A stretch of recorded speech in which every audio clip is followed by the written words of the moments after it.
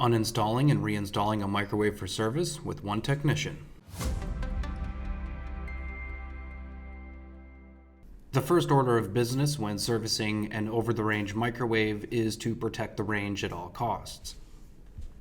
Here I'm placing a shipping blanket over top of the range to protect it, and this should always be done with the breaker to the range turned off. In the instance that one of the burner knobs is accidentally turned on, by the time you smell it, the damage is already done.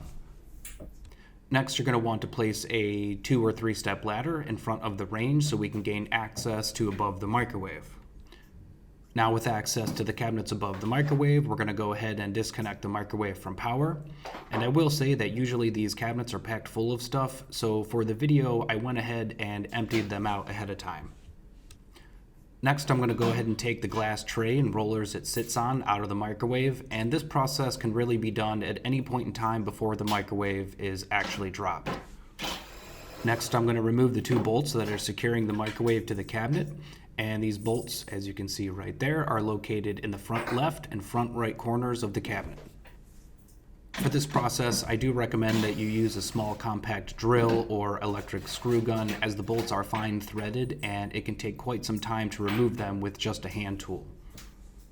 Now that the bolts are removed, I'm going to press against the microwave and walk down the ladder and gently let the microwave roll down and forward towards me. With the microwave leaning forward, we can now pull the power cord out through the bottom of the cabinet. And once this is done, the microwave is ready to be lifted off of the rear bracket and sent gently down on top of the blanket we've placed on top of the range. At this point, the microwave is 100% accessible and ready for service. At this point, the microwave is ready to be reinstalled, and I'm going to open the door as well as take the power cable and run it back up into the cabinet. And this is not always an option. Sometimes the cable is too short, so what you would do is hang the microwave back on the wall mounts and then run the power cable back up into the cabinet. The reason why I do this process with the microwave door open is because all of the weight in the microwave is located behind the control panel, in this case towards the right. So by putting my hand inside the microwave cavity all the way to the right, I can balance some of that awkward weight of the microwave. You may have noticed that I just looked underneath the microwave, and that was to ensure myself that the microwave was in fact on the hangers, and you can see those hangers in the upper right hand corner here.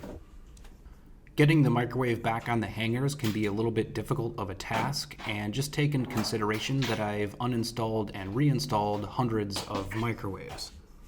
With the microwave now back in position, we can reinstall the bolts to secure it back to the cabinets. Again, to do this, I'm using a small compact drill, as it's much faster than using traditional hand tools. With the microwave now secure, we're going to go ahead and plug it back in, close the door, reset the clock, and shortly give it a test run.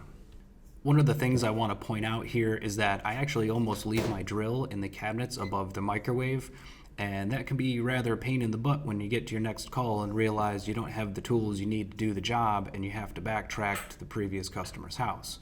And you also need to take into consideration that that customer may not be home. Here I'm going to go ahead and place the rollers and tray back inside the microwave cavity and make sure they're properly aligned. This next step is crucial to being a professional, and it's as simple as how I fold this blanket. And if you notice, I fold the blanket in and over itself, and that's if I have knocked down any debris while I was working on the microwave, I folded it into the blanket and didn't allow it to go on top of their range or around their cabinets. Of course, anytime you make a repair on a microwave, you want to test it, and I'm just doing that with about 1/2 cup of water and about 60 seconds of runtime on the microwave.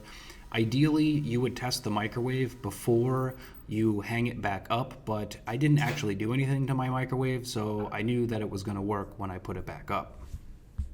A pretty standard output test for your microwave is 1 cup of water at room temperature, and you're going to run it, and it should achieve a boil in about 3 minutes of runtime on high.